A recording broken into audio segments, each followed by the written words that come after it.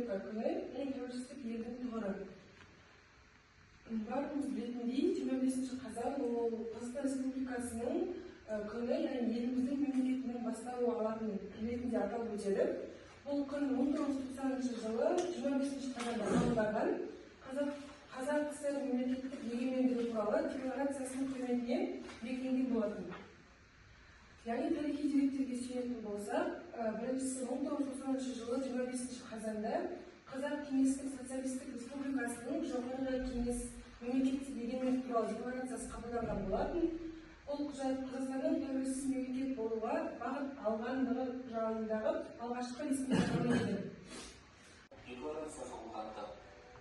Осы кезден бастап Кеңес Социалистік Республикалық одағының ауылын босағамызды. Бұл күнде ел азаматтары, мемлекеттің рәміздері, осы ұлттық бірлікті, жастардың ел болашағын, жауапкершілігін ерекше атап өтеді.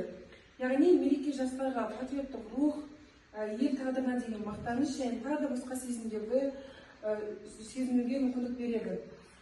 Келесі, мына жерде 6 мақал-мәтел берген, ортасында сөздері қалып қалған. Соны қарап жауап берсеңдер. Біріншісі, туған жердің де тәтті. Туған жердің түтіні де тәтті. Дұрыс. Келесі, отансыз адам. Орнасыз болу. Дұрыс. Ел намысы. Ер намысы. Бірлік болмай.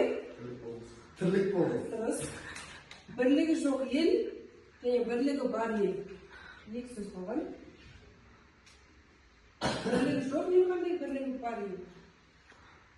Қазақстан тәуелсіздік алғаннан бері бірнеше жетістікке жетті. Соларды атап өтетін болсақ, біріншіден экономикасы дамыды, білім мен ғылымға басымдық берді, және жастар саясаты, цифрландыру, жасанды интеллект секілді, және тағы басқа үлкен жетістіктерге жетті. Бірлік пен келісім арқасында көп ұлтты және де барлық ұлттың басын біріктіріп отырған үлкен мемлекет болды. Барлығымыз білетіндей, біздің елбасымыз Нұрсұлтан Әбішұлы Назарбаевтың айтқан сөзі бар. Ол тәуелсіздік ең алдымен халқымыздың еркіндігі мен егемендігінің белгісі деді.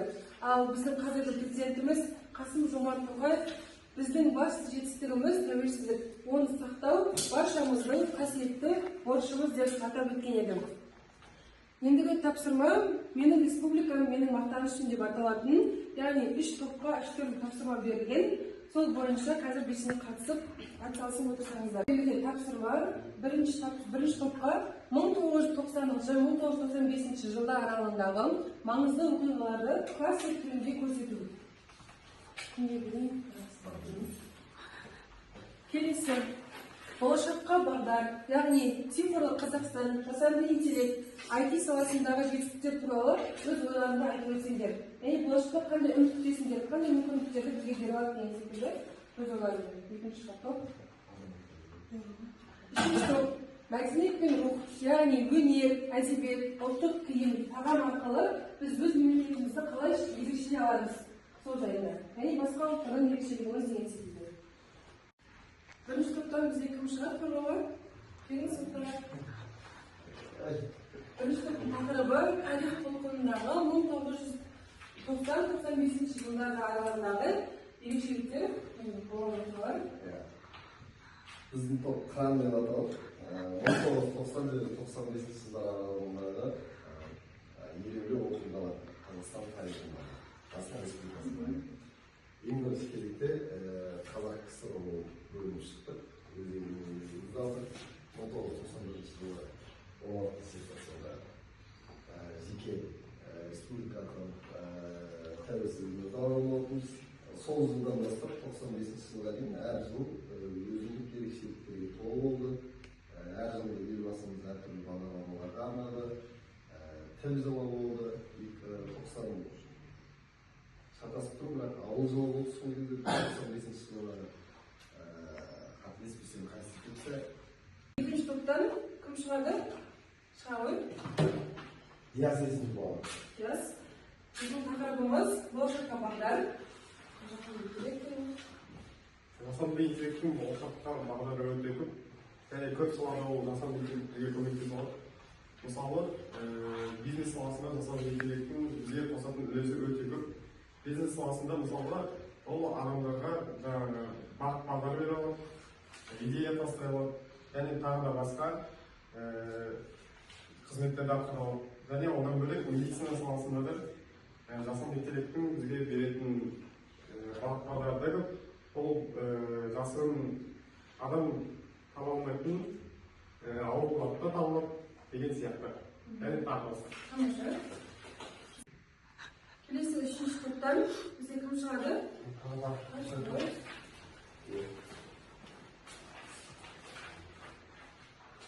Мәдениет пен рух, өнер, әдеби, ұлттық киім тағам елдің ерекшеліктері. Әр елдің өзінің ерекшелігі бар. Соның ішінде біз өзіміз, яғни мәдениетімізбен, дінімізбен, салт дәстүрімізбен ерекшеленеміз. Соның ішінде біздің бұрыннан бері келе жатқан әдет-ғұрыптарды айтсақ болады. Олар бізде тек қана әдет-ғұрып ретінде ғана емес, адамды жақсылап тәрбиелеп, оны жетілдіруге мүмкіндік береді. Және бізде бұрыннан бері жай ғана үлкендерді сыйлау дегенді алатын болсақ, мысалы үлкенге құрмет, кішіге ізет демекші, біз үлкендерді сыйлаймыз, енді кішілерді де құрметтей білеміз. Тамаша. Бізде рефлексия бөліміне кім өзін айтқысы келеді? Диас, айтамын.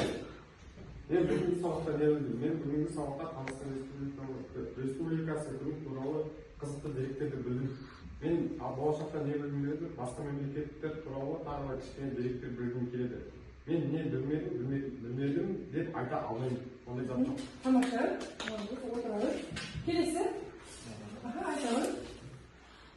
Мен бүгінгі сабақта не білдім? Мен бүгінгі сабақта көп нәрсе білдім. Айта кетсек, 25 қазан республика күні екенін білдім. Және жасанды интеллектінің жағымды пайдалы жақтарын білдім. Мен бүгінгі сабақта бәрін білдім деп ойлаймын. Жақсы, тамаша. Тағы да өз ойларын айтатындар бар ма?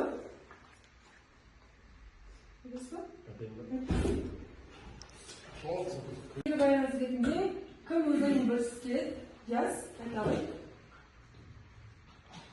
Оқып берейін.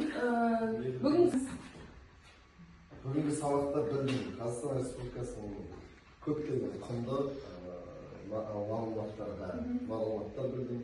Жасанды интеллекттің мүмкіндіктері туралы білдім. Және де біздің елдің басқа елдерге айырмашылықтары туралы жақсы қызықты ақпараттар білдім.